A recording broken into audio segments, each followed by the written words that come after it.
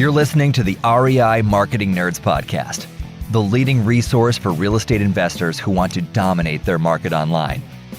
Dan Barrett is the founder of AdWords Nerds, a high-tech digital agency focusing exclusively on helping real estate investors like you get more leads and deals online, outsmart your competition, and live a freer, more awesome life. And now, your host, Dan Barrett.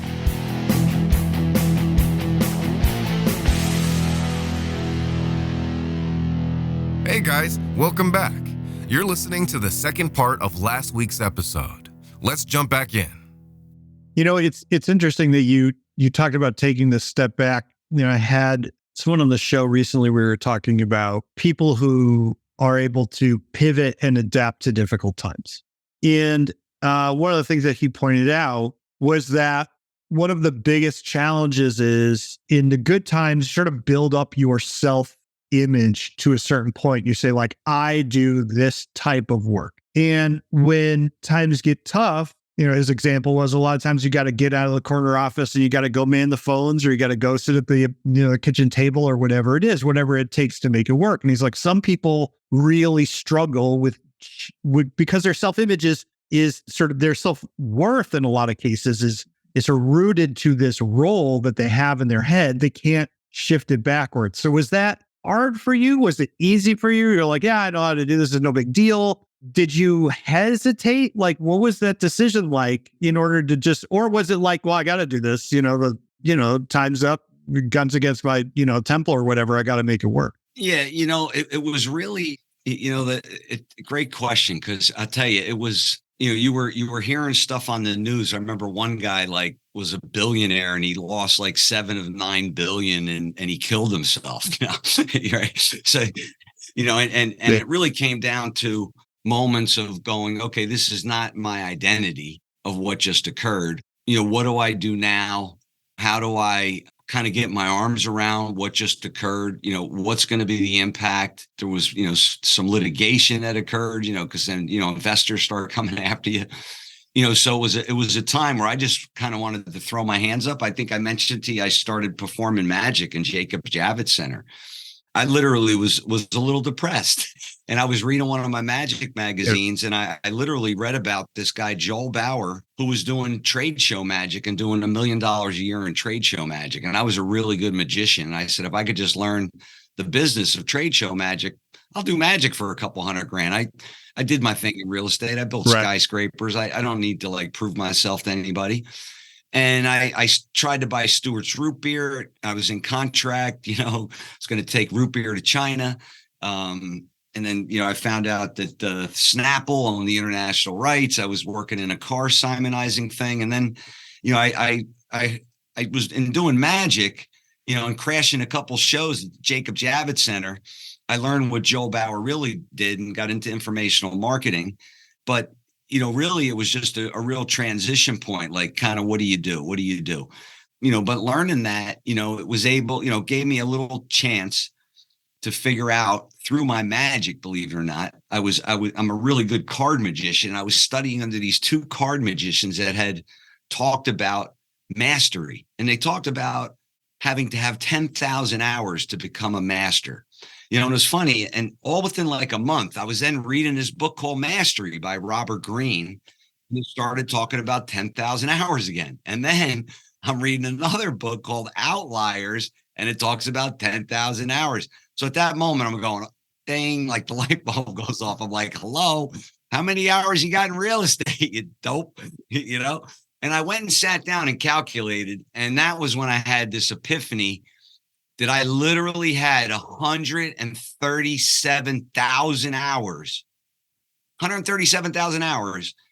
in engineering, construction, and real estate. And that day I was like, okay, you build skyscrapers in your sleep, you engineer sites in your sleep.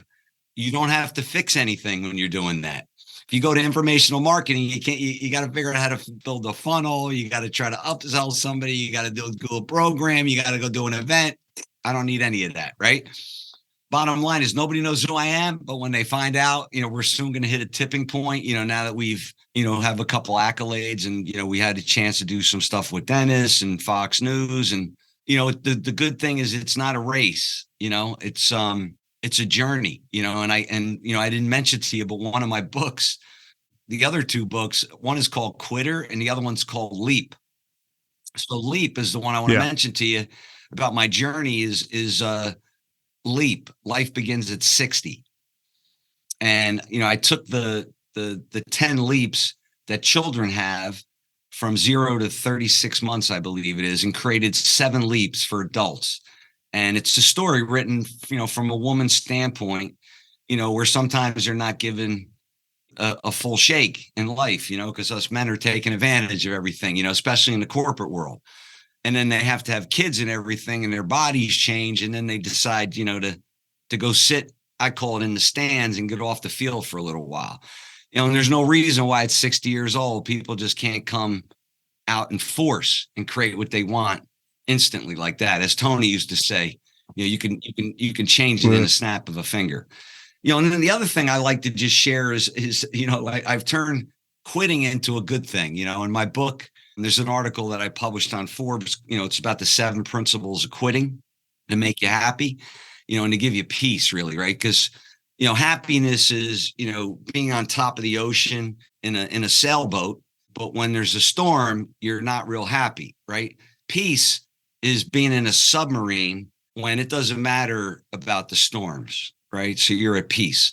And in order to get the peace, the happiness to the peace, you have to quit things in life, and you got to quit the things that you're addicted to. You got to quit, people telling you you're not enough. You got to quit the people that, things that are around sometimes, but there's principles to it, and I just share that because it took me a while to figure it out, and not a lot of people will sit here and say that I'm not going to hold it tight to my breast, whatever I want, I learned about morning routines, accountability, productivity, engineering, real estate, construction. I'm a walking book. I love that. And we had discussed Leap briefly in our other call, and I just thought that was such a cool idea. I want to come back to. I've got to ask because we're coming up on time, and I want to keep you super long because literally we'll just keep you here for hours. We were just getting rolling. This is getting good. Yeah, I won't do that to people. We'll probably just have you back at some point. Want to find motivated seller leads online, but don't know where to start? Download our free Motivated Seller Keyword Report today. AdWords nerds have spent over $5 million this year researching the most profitable keywords for finding motivated seller leads. And you can grab these exact keywords when you download our report at www.adwordsnerds.com/keywords.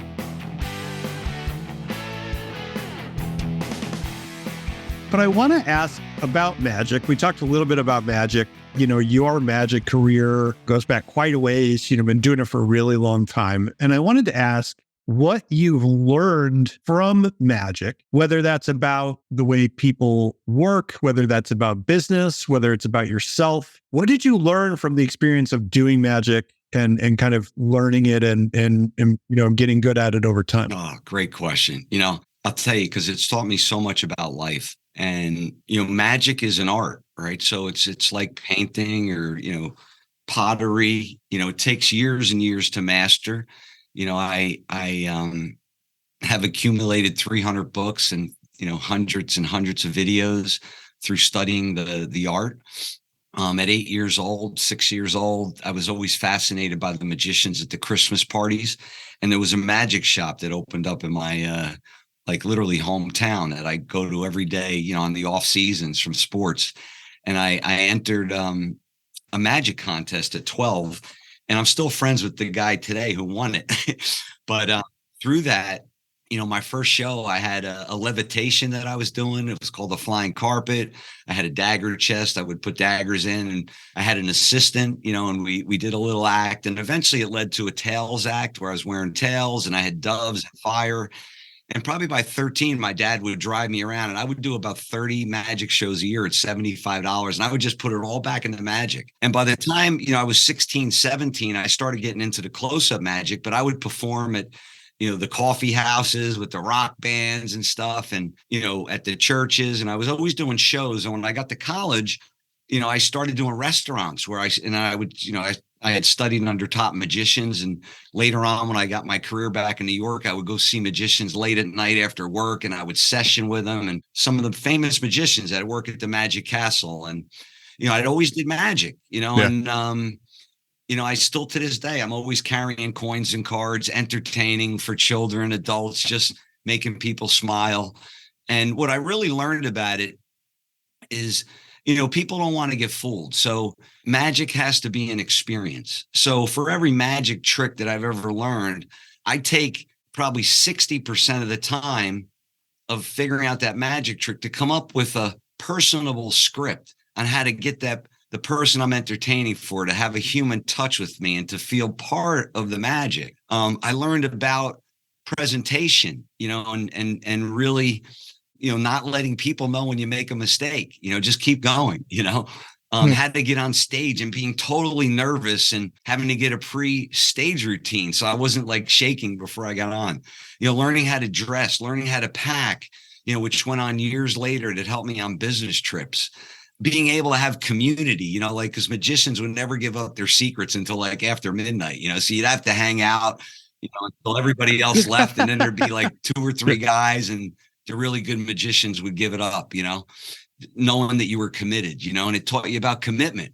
It taught me about like dexterity and training, like getting in front of the mirror, getting like presentations today. When I get up on stage, I could talk about anything in a heartbeat. That's all because of my magic, and it just goes on. And I think the biggest thing is there's a magic inside me that I just feel magical. I think I told you my mantra, I am integrity, an honest and loving leader with magical empowering skills to create endless opportunities for all mankind and to leave everybody with power, freedom, self-expression, and peace of mind, and that's really what it's all about. I mean, it's so cool. I like that you said that it's an art form, right? Because it really is. And it's one of the really rare art forms. I think it's actually, in many ways, right, it feels more similar to music than a lot of different art forms because it's pre-verbal in so many different ways, right? Like you can take somebody that does not speak your language, comes from a different culture, and they can immediately get what you are putting across. Right. In a lot of cases, it's really, I'm like a big fan of magic, nowhere near like what you do, obviously. Right. But it's like, I'm so fascinated by that. So I think that's so cool. So it's just if you just kind of reach into the air, you can actually take a coin and you can actually take that coin, place it right in your hand, just give it a little wave and a rub. And then you can kind of just, and the best part is you could just take a piece out of dust and just place it back in your hand and then bring that coin back again. So it's pretty cool.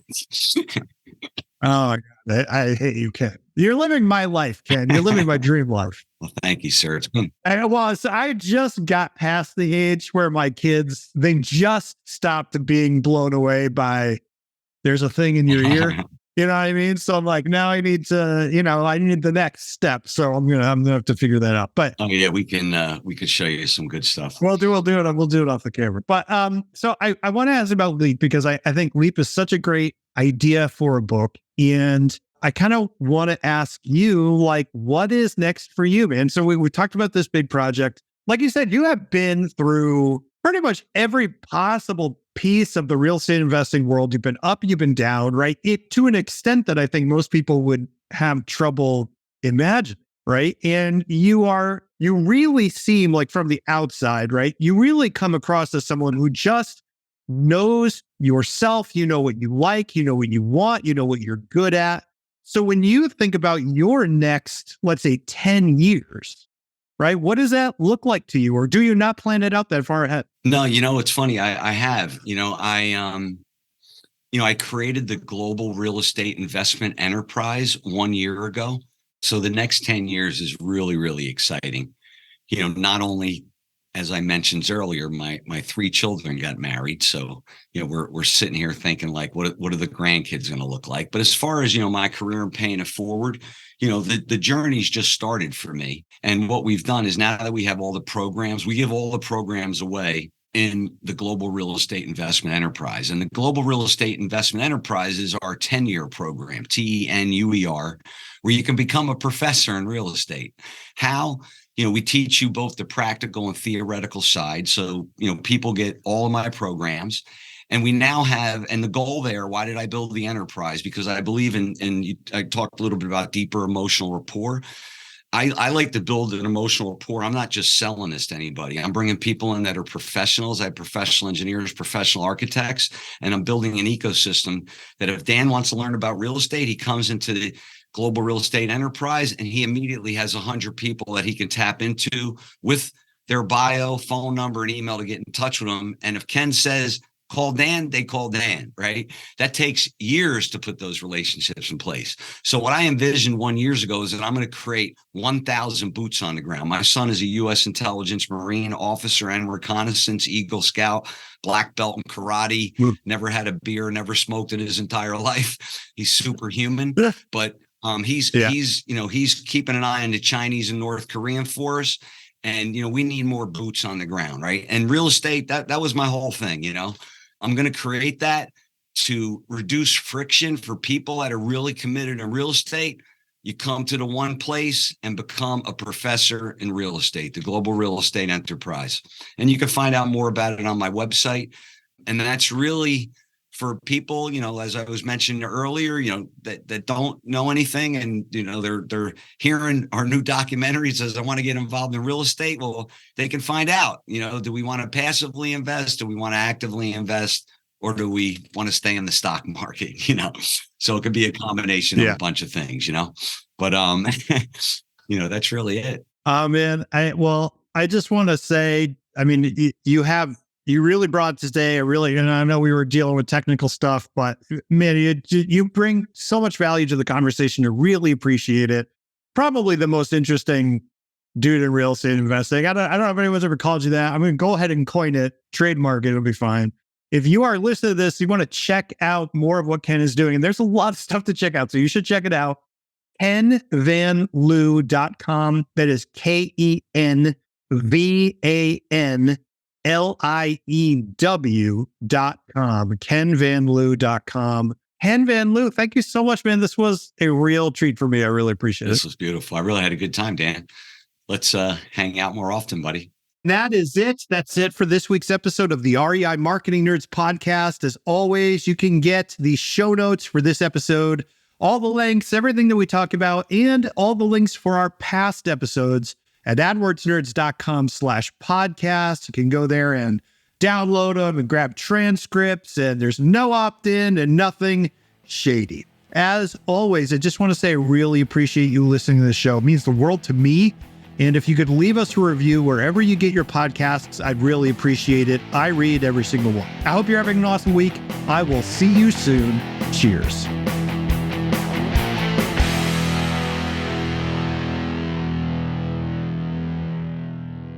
This is thepodcastfactory.com.